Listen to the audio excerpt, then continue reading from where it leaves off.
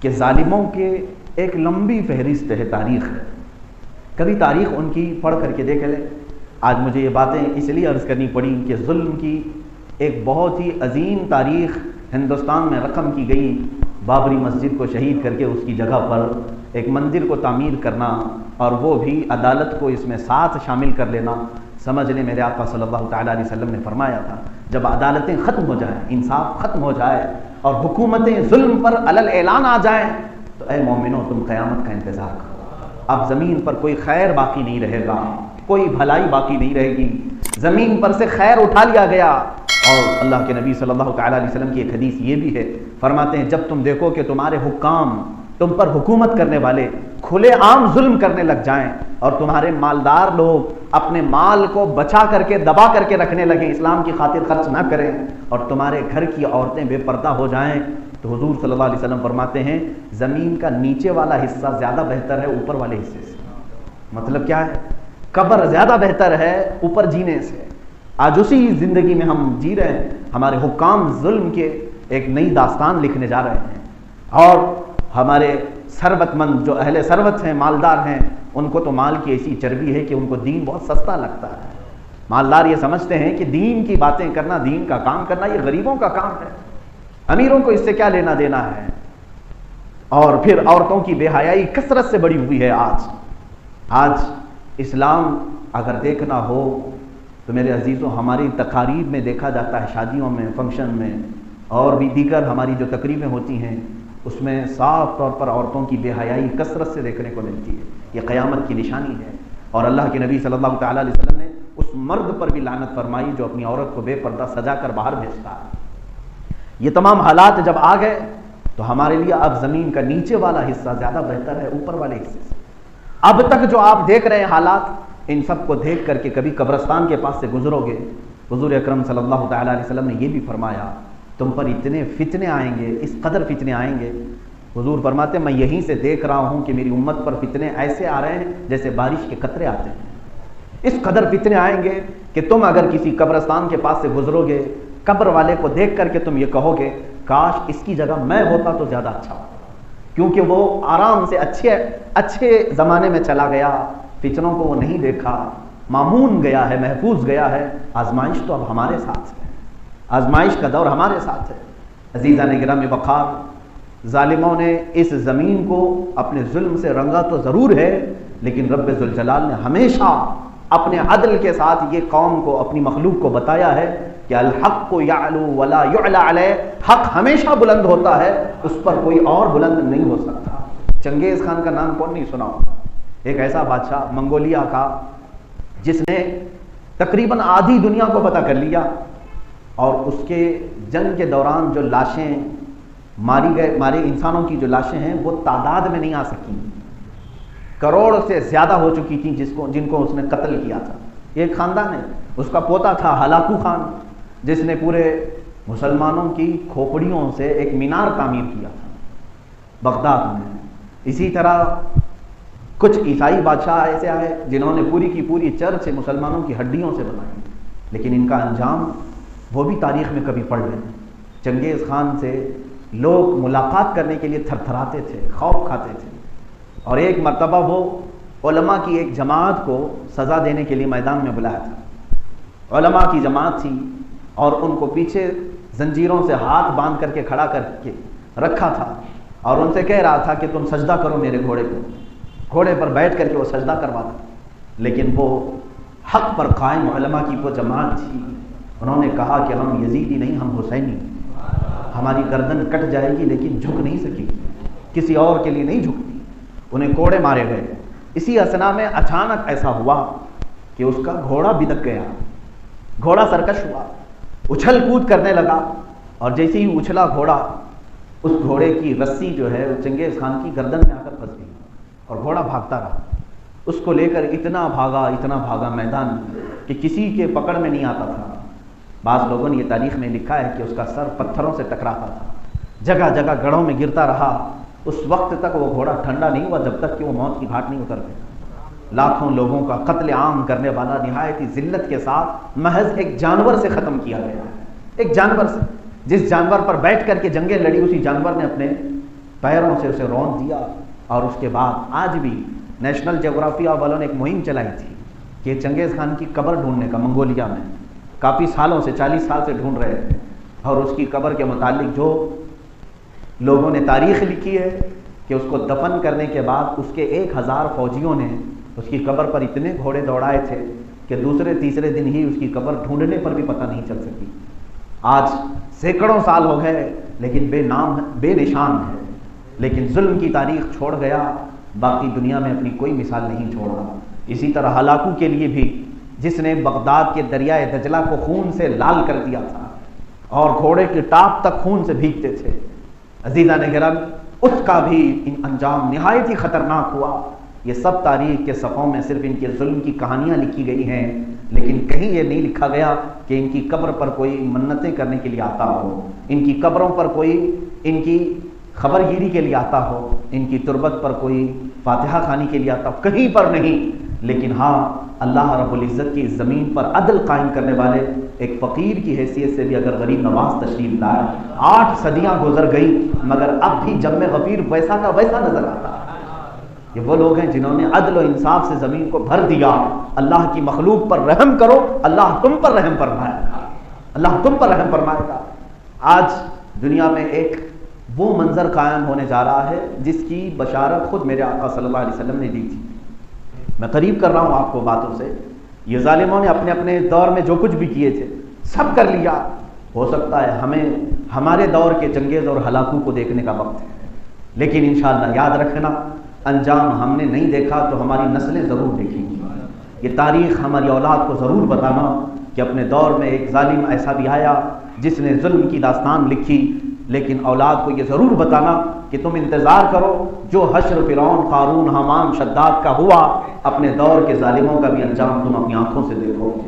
اللہ کی یہ سرزمین پر جن لوگوں نے بھی ظلم کیا اس کے متعلق یہ فرمایا ہے حدیث پاک میں, جیسے صحرا میں آپ آواز لگاتے ہیں تو آواز پلٹ کر کے آتی ہے, ظلم اسی طرح سے ہے, جب تم نے کسی پر ظلم کیا تو وہ پلٹ کر تم پر آئے گا, اس کا انجام دنیا میں تمہیں دکھایا جائے گا. میں حضور اکرم صلی اللہ علیہ وسلم کی وہ بشارت سنا رہا ہوں. اللہ کے نبی صلی اللہ علیہ وسلم نے فرمایا تھا میری امت کے اوپر ایک ایسا وقت آئے گا کہ ساری قومیں ان پر جھپٹ پڑیں گی جیسے بھوکا برتن پر جھپٹتا ہے.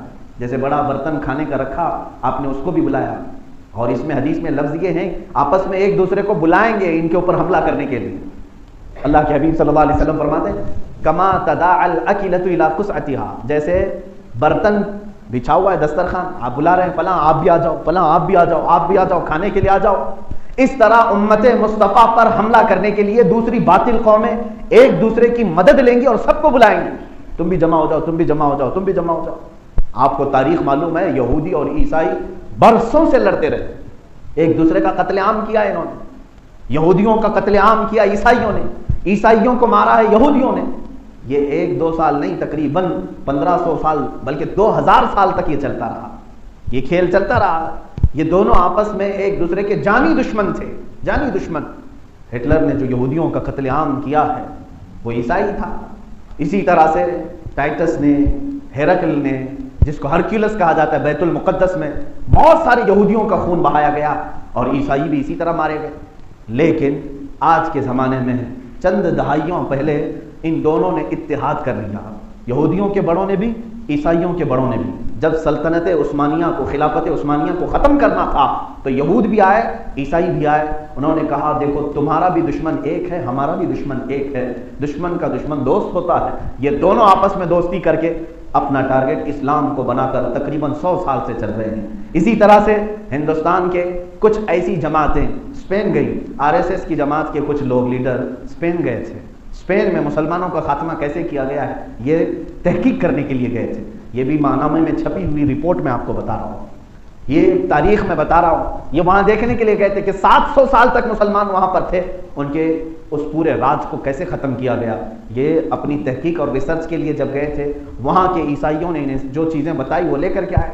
میں ساری چیزیں ڈیٹیل نہیں بتا رہا ہوں, میں ایک بات بتا رہا ہوں. انہوں نے ایک بات اس میں سے یہ بھی کہی تھی کہ ہم نے مسلمانوں کا خاتمہ اسپین سے جو کیا ہے اس کے بہت سارے ٹپس ہیں, بہت سارے طریقے. اس میں سے ایک یہ ہے کہ ہم نے مسلمانوں کو علماء کرام سے دور کر دیا تھا. علماء سے دور کر دیا تھا اور علماء کی نفرت ان کے دلوں میں ڈال دی تھی. اس کے بعد ہوتا یہ تھا کہ وہ اپنے ہی قائد اپنے ہی عالم کو گالیاں دیتے تھے. بعد میں جب ہم نے حملہ کرنا شروع کیا ان کے علماء چلاتے تھے بلاتے تھے مگر ان کی قوم ان کی ایک بھی نہیں سنتی تھی. وہ علماء بولتے رہے, ان کو بھی مارا گیا, قوم کو بھی مارا گیا. آج اس تھیوری پر یہاں پر بھی عمل کرنے کی یہ باطل قوتیں کوشش کر رہی ہیں. یہ واپس اس تھیوری کو لا کر یہاں پر عملی جامہ پہنانے کی کوشش کر رہے ہیں. دیکھتے نہیں آپ ٹی وی پر لا کر کے ڈیبیٹ میں ایسے مولویوں کو بٹھایا جاتا ہے جو زر خرید ہیں, جو صرف چند 100 روپے میں بکنے والے ہیں. وہ اسلام کے نمائندے بن کر کے ڈیبیٹ کر رہے ہوتے ہیں اور سامنے والے ان کو گالیاں دے رہے ہیں. اس سے ہوتا کیا ہے, جتنے بھی مسلمان ہیں یہ دیکھ کر کے ان کے دلوں میں اسلام ہلکا ہونے لگتا ہے. ہمارا عالم کوئی جواب ہی نہیں دے پا رہا ہے, کچھ جواب ہی نہیں دے پا رہا ہے, کہیں ایسا تو نہیں کہ میرا دین کمزور ہے, میرا دین ہلکا ہے. یہ پوری کی پوری ایک سازش چل رہی ہے, پوری کی پوری ایک سازش چل رہی. ابھی 5 اگست کو پورے ہندوستان کے مسلمانوں کا کلیجہ منہ کو آیا تھا, اس لیے کہ 500 سال تک جس سرزمین پر اللہ کی صدائیں بلند ہوتی رہی وہ ہماری آنکھوں کے سامنے آج بت کدہ بنا ہے. اس چیز کو اگرچہ سپریم کورٹ کے ذریعے سے ان لوگوں نے لا کر کے عدالت کے فیصلے سے کیا ہو, لیکن میرے عزیزوں اس دوران بھی کچھ چیزیں دیکھنے کی یہ تھیں کہ اللہ کی پناہ, اللہ کی پناہ. میں نے ایک پوسٹر ایسا بھی دیکھا جس میں ایک عالم کی فوٹو ہے, تصویر ہے, بڑی داڑھی ہے, بڑی ٹوپی ہے, جبہ ہے اور بینر میں انہوں نے شبھ کامناؤں کا ایک پوسٹر لگایا ہے کہ 5 اگست کو وہ اپنی طرف سے شبھ کامنائیں دے رہے ہیں ہندو برادری کو کہ آپ نے جو بنایا ہے یہ خیر کے لیے ہے, اب امن قائم ہوگا, امن قائم ہوگا. ایک عالم جس کی تصویر لگی ہے یہ بھی سوشل میڈیا میں ہمارے پاس آئی. اس طرح کے منافقین موجود ہیں, یہ بنائے گئے ہیں میرے عزیزوں, بنائے گئے ہیں. میں آپ کو بتا رہا ہوں اس تاریخ کو اسپین میں ان لوگوں نے دیکھ کر کے آ کر اسی کو عمل کرنا شروع کیا ہے. قوم کے کچھ ایسے غداروں کو خریدنا شروع کیا ہے جو حق نہ بولیں بلکہ ان کی بولی بولیں, ان کی بولی بولیں. ایک وقت ایسا آئے گا کہ بھولے بھالے مسلمان پھر اپنے علماء سے دور ہو جائیں گے اور ان پر اعتبار نہیں کریں گے, اعتماد نہیں کریں گے. پھر ہوگا یہ کہ تم دین سے دور ہو جاؤ گے. جب علماء سے دور ہوں گے تو ظاہر سی بات ہے دین سے آٹومیٹکلی دور ہوں گے. دین آپ کے پاس ہے اگر تو علماء سے ہے. عوام کون ہے جو بخاری شریف پڑھ رہی ہے, کون ہے عوام میں جو تفسیر قرآن پڑھ رہے ہیں؟ اکا دکا ہوں گے الا ماشاء اللہ. لیکن اکثر آپ سب کو علم دین اگر پہنچتا ہے تو وہ علماء سے پہنچتا ہے. آپ علماء سے قریب ہیں تو دیندار ہیں, علماء سے دور ہیں تو پھر دین ختم ہو رہا ہے. اس تھیوری پر بھی ہندوستان پر عمل کیا جا رہا ہے. میرے عزیزوں یہ تمام چیزیں جو آج میں بتا رہا ہوں آپ کو, تاریخ میں جس ظلم کی بات کہی جاتی ہے, میں نے اس سے قبل بھی ایک ڈیبیٹ میں حصہ لیا, کچھ نان مسلم تھے, غیر مسلم تھے. انہوں نے کہا کہ مولانا آپ کہہ رہے ہیں ہم نے ظلم کیا مسجد کو ڈھا کر کے, آپ نے تاریخ نہیں پڑھی. تاریخ میں اصل ظالم تو آپ لوگ تھے جو وہاں پر آ کر مسجد بنائے جہاں مندر تھی. میرے عزیزوں یہ ایک ایسی چیز ہے جو یعنی اندیکھی بات ہے, ہوا میں تیر چلانا. 500 سال پہلے کی تاریخ کسی کو بھی نہیں معلوم, کسی نے نہیں دیکھی, حتیٰ کہ کھدائی کر کر کر کے کوئی نشانی بھی نہیں ملی. لیکن مسجد تو پوری دنیا نے دیکھی ہے. مسجد کی تصویریں آج تم بھی شیئر کر رہے ہو, اس کے توڑتے ہوئے گنبد آج تم بھی تو دکھا رہے ہو, لوگ سب کے پاس معلوم ہے. اب رہی بات بادشاہوں نے اگر ظلم کیا تھا, میں آپ کو بتاؤں 1000 سال پرانی مندریں ہندوستان میں آج بھی باقی ہیں. جب یہاں پر مغل سلطنتیں آئیں, یہاں پر بابر یا اس کے بعد کے اکبر کے زمانے کے, یا پھر یہاں پر تغلق خاندان نے حکومت کی, بلبن خاندان نے حکومت کی, اور بڑے بڑے بادشاہ یہاں پر گزرے. تقریباً یہاں پر بھی 700 سال تک مسلمانوں کی حکومتیں چلتی رہی. مجھے بتاؤ صرف ایک ہی جگہ پر انہوں نے توڑ کر مندر کو مسجد بنایا, باقی ساری مندریں کیوں باقی رکھی؟ ساری مندریں تو ویسی صحیح سلامت ہیں. کیرلا میں جا کر دیکھیں 1000 سال پرانی مندر ہے. کرناٹک میں ہمارے یہاں ہمپی وغیرہ یہ بہت پرانی ہیں, 1000 سال پرانی تاریخ ہے. بنگال میں, آسام میں, راجستھان میں, جے پور میں ان مندروں کی تاریخ 1300 سال 1200 سال پرانی ہے, ان کو ویسے ہی قائم رکھا گیا. اگر حقیقت میں مسلمان بادشاہوں کا کام یہ تھا کہ ساری مندروں کو ختم کر کے مسجد بنانے کا پلان ہوتا تو پھر ہندوستان میں وہ 700 سال میں ساری چیزیں غائب کر دیتے. ان کا دور تھا, سب غائب کرتے. لیکن آج بھی یہ مندریں اسی طرح باقی ہیں. یہ اس بات کی علامت ہے کہ اسلام نے کبھی کسی کے بھی مذہب کی عبادت گاہ پر حملہ کرنے کی اجازت نہیں دی. اللہ کے نبی صلی اللہ تعالی علیہ وسلم نے منع فرمایا. آپ کو معلوم نہیں, بیت المقدس جب سیدنا عمر فاروق رضی اللہ تعالیٰ عنہ کے زمانے میں فتح ہوا تو حضرت عمر فاروق رضی اللہ تعالیٰ عنہ تشریف لے گئے پہلی نماز پڑھانے کے لیے بیت المقدس میں. آپ جب وہاں پہنچے تو آپ کے عدل و انصاف کے چرچے ہر جگہ تھے. وہاں عیسائی موجود تھے, ان عیسائیوں کی وہ کنیسہ، وہ چرچ آج بھی موجود ہے، اتنی پرانی، اس سے بھی پہلے کی، بیت المقدس کے قریب کی وہ چرچ۔ عیسائی آئے اور انہوں نے کہا مسلمانوں کے امیر سے، امیر المومنین، یہ بیت المقدس تو اب آپ کے قبضے میں، آپ کے اختیار میں ہے، کیونکہ حضرت عمر نے اعلان یہ کیا تھا کہ جس کو بھی اس جگہ پر رہنا ہے وہ امن کے ساتھ رہ سکتا ہے، ہم کسی عیسائی اور یہودی کو اپنے علاقے سے نکلنے کا حکم نہیں کریں گے، جس کو رہنا ہے وہ امن کے ساتھ رہ سکتا ہے۔ اس سے پہلے کبھی بھی ایسا کوئی امیر اور کوئی حاکم نہیں آیا تھا، یہودی آتے تو عیسائیوں کو قتل کرتے تھے، عیسائی آتے تو یہودیوں کو قتل کرتے، یہ پہلی بار اس طرح کا فرمان جاری ہوا عمر فاروق رضی اللہ تعالیٰ عنہ کی زبان پاک سے کہ جس کو بھی فلسطین میں رہنا ہے وہ امن کے ساتھ رہ سکتا ہے، حتیٰ کہ حضرت عمر فاروق نے اپنی عبادتیں کرنے کی بھی ان کو اجازت دی، تم اپنی عبادتیں کرو، لیکن شرط یہ ہے کہ خلل اندازی نہ کرنا، مسلمان اسلامی عبادات میں خلل اندازی نہ کرنا۔ اس اعلان کو سن کر کے عیسائی آئے اور کہا امیر المومنین، آپ کے عدل و انصاف کو آج ہم نے آنکھوں سے دیکھا، خواہش یہ ہے ایک نماز آپ ہماری چرچ میں بھی پڑھ لیں۔ ان کی چرچ، پرانی چرچ، اور لے کر کے گئے، چرچ کو کھولا، برسوں سے جہاں وہ عیسائی عبادت کرتے آئے اس چرچ کے دروازے کو کس کے لیے کھولا؟ امیر المومنین عمر ابن خطاب رضی اللہ تعالیٰ، اور وہ بھی نماز پڑھنے کے لیے، اور سارے عیسائی ایک طرف کھڑے ہیں، ادھر صحابہ اور تابعین حضرت عمر فاروق کے پیچھے پیچھے چل پڑے۔ حضرت عمر فاروق رضی اللہ تعالیٰ عنہ کا مصلی لایا گیا، آپ چرچ کے قریب پہنچے لیکن اندر گئے بغیر باہر ہی دروازے کے باہر آپ نے مصلی بچھایا اور نماز ادا کی۔ نماز ادا کرنے کے بعد آپ مڑ کر کے دیکھتے ہیں عیسائیوں کو، مجھے اندازہ ہے کہ شاید تم یہ سوچ رہے ہوگے کہ میری نماز چرچ کے اندر نہیں ہو سکتی، یاد رکھو اللہ نے پوری روئے زمین ہمارے لیے سجدہ گاہ بنایا، ہم جہاں بھی پاک زمین پر سجدہ کریں وہ ہمارا سجدہ قبول کرتا ہے۔ میں نے اندر صرف اور صرف اس لیے نماز نہیں ادا کی، توجہ چاہتا ہوں میرے عزیز، اسلام کا عدل کیا ہے، اسلام کا انصاف کیا ہے۔ حضرت عمر فرماتے ہیں میں نے صرف اس لیے اندر نماز نہیں پڑھی کہ بعد میں کہیں میرے بعد آنے والے عمر فاروق کا یہ مسلح سمجھ کر تمہاری چرچ کو ختم نہ کر دیں۔ ہوتا یہی، پھر وہاں پر ایک نزاع ہو جاتا، ایک متنازع زمین ہو جاتی، یہ تو امیر المومنین کا مسلح یہاں بچھا تھا، ہم نکال دیتے۔ بعد میں آنے والے حضرت عمر فاروق نے کہا میں نے تمہاری عبادت گاہ کو بچایا، تم اپنی عبادت کرو۔ یہ ہے اسلام کا عدل و انصاف۔ عزیزان گرامی وقار، جس اورنگزیب عالمگیر کو یہ آج تاریخ میں توڑ مروڑ کر کے پیش کرتے ہیں، اس اورنگزیب مغل سلطنت کے آخری بادشاہوں میں تھے، عدل و انصاف کا وہ پیکر تھے۔ مشہور تاریخ ہے، آپ کے ایک گورنر نے بنارس میں ظلم شروع کر دیا تھا، وہ جسے چاہتا تھا قریب کرتا، جسے چاہتا تھا مارتا تھا۔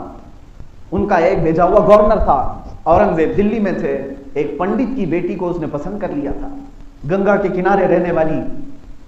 وہ بنارس کا جو گورنر تھا اس نے اس پنڈت کی 17 سال کی بیٹی یا 18 سال کی قریب کی بیٹی تھی، اس کا حسن و جمال بہت زیادہ تھا، اس کے پیچھے پڑ گیا اور کہا کہ میں اس کو اپنے حرم کی کنیز بناؤں یا اپنے بیوی بنانا چاہتا ہوں۔ پنڈت سے بھی کہا اس کا مذہب الگ ہے، اس کا مذہب الگ ہے، یہ مسلمان ہے اور وہ ہندو ہے۔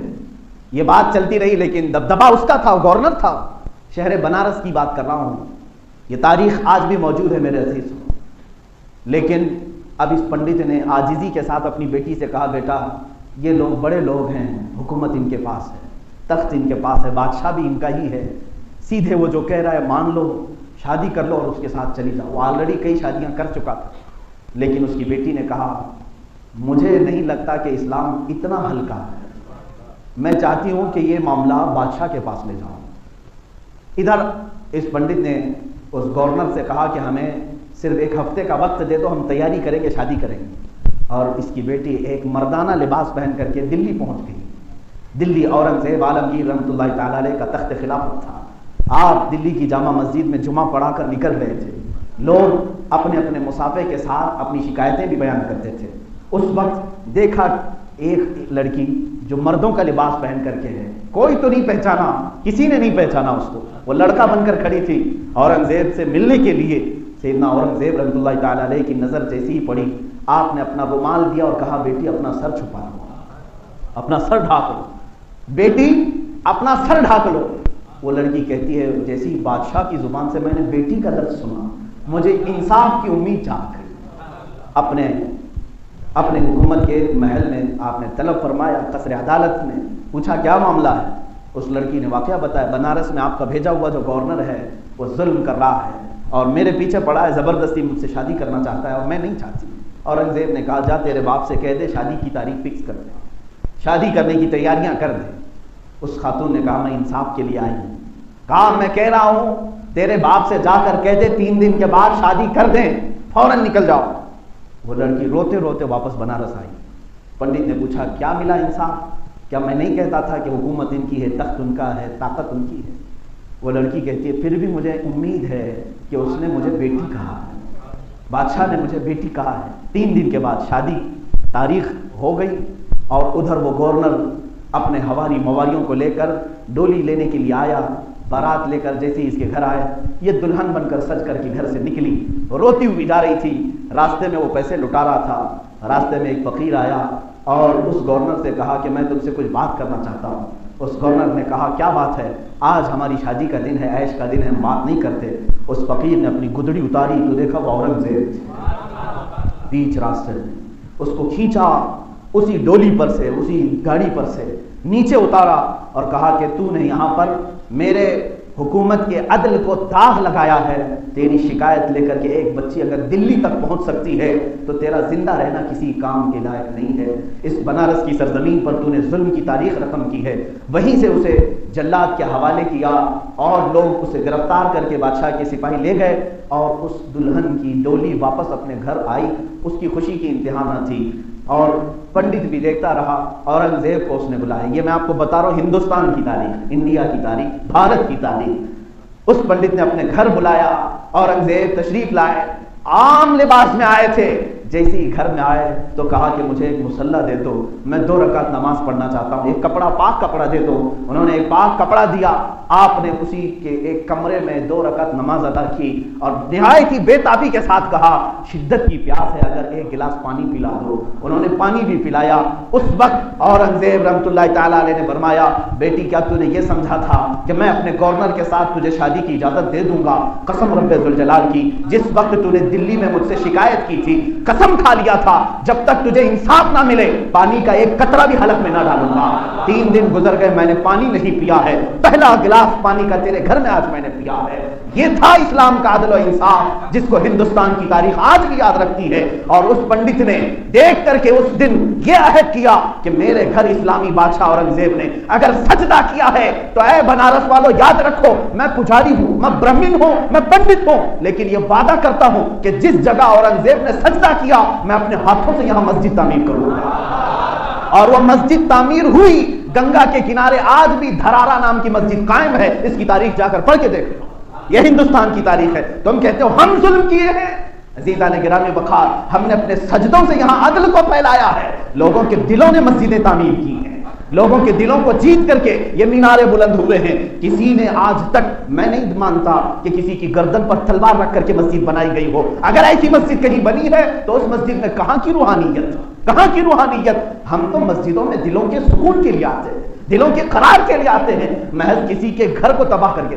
آپ کہتے ہو کسی کی جگہ پر قبضہ کر کے مسجد بنانا، مسائل شریعہ آج بھی کتابوں میں لکھے ہوئے موجود ہے۔ حنفی فقہ کی کتابیں اٹھاؤ، شافعی فقہ کی کتابیں اٹھاؤ، حنبلی مالکی فقہ کی کتابیں اٹھاؤ، سب فقہ کی کتابوں میں لکھا ہوا ہے اگر کسی کی زمین موجود ہے اور اس کی زمین کا ایک بالشت بھی مسجد میں آ گیا اور آپ نے تعمیر کی تو اس جگہ پر کسی کا سجدہ نہیں ہوگا۔ یہ اسلام نے رکھا ہے۔ تمہیں معلوم ہے پہلی مسجد میرے آقا صلی اللہ علیہ وسلم نے مسجد نبوی بنائی تو کیا مسجد نبوی جب بنا رہے تھے مدینہ طیبہ میں لوگ اپنی زمینیں لے کر کھڑے تھے۔ صحابہ نے کہا کہ ایک زمین بہت اچھی ہے، میرے آقا صلی اللہ علیہ وسلم کو پسند آئی، پوچھا کس کی ہے؟ کہا یہ 2 لڑکے ہیں ان کی زمین ہے۔ وہ دونوں صحابی تھے۔ حضور صلی اللہ علیہ وسلم سے عرض کیا کہ آقا اگر یہ مسجد کے لیے آپ قبول کرتے ہیں تو ہماری سعادت کی بات ہے، آپ قبول فرمائیں اور اس پر تعمیر کریں۔ اللہ کے نبی صلی اللہ تعالیٰ علیہ وسلم نے فرمایا میں قبول تو کرتا ہوں مگر اس کی اجرت دے کر کے، اس کا معاوضہ دے کر کے۔ اور ان بچوں کو زمین کی قیمت ادا کی گئی اور اس قیمت کے ادا کرنے کے بعد مسجد نبوی میرے آقا نے تعمیر کی، جبکہ رسول کریم صلی اللہ علیہ وسلم کے لیے پوری زمین جہاں وہ چاہتے قدم رکھتے مسجد بن جاتی۔ حضور صلی اللہ تعالیٰ علیہ وسلم نے بھی یہ ہمیں تعلیم دیا کہ کسی کی ایک بالشت جگہ پر بھی غیر قانونی تم مسجد نہیں تعمیر کر سکتے۔ ابھی ترکی کی جس مسجد کو لے کر کے پوری دنیا میں بوال ہوا، مسجد آیا صوفیہ کے متعلق، یہ پوری دنیا میں وبال مچائے ہوئے ہیں اور کئی سیکولر کیڑے ایسے ہیں جن کو یہ بات ہضم نہیں ہو رہی کہ یہ مسجد کیسے بنا دیا، انہوں نے مسجد کیسے بنایا۔ تاریخ پڑھو ظالموں، تم صرف اور صرف انٹرنیٹ کی دنیا کے کیڑے بن کر رہ گئے، تمہیں تاریخ نہیں معلوم۔ یہ در حقیقت سلطان محمد فاتح رحمت اللہ تعالی علیہ، جو خلافت عثمانیہ کے ایک عظیم سلطان رہے، جنہوں نے قسطنطنیہ کو فتح کیا، اور میرے آقا صلی اللہ علیہ وسلم کی حدیث کی بشارت انہیں ملی ہے۔ حضور صلی اللہ علیہ وسلم نے فرمایا جو سب سے پہلے قسطنطنیہ فتح کرے گا وہ جنتی ہوگا۔ سلطان محمد فاتح نے قسطنطنیہ یعنی استنبول فتح کیا۔ اس وقت وہاں پر یہ آیا صوفیہ ایک چرچ تھی جو پرانی چرچ تھی۔ ظاہر سی بات ہے جب حکومت آئی تو آپ نے ان لوگوں کو بلایا، عیسائیوں کو، پوچھا کیا تم یہاں قائم رہنا چاہتے ہو؟ کہا آپ ہمارا یہاں کچھ ہے نہیں، ہم تو اپنے اپنے وطنوں میں جہاں ہمارے لیے خیر ہو ہم جا رہے ہیں۔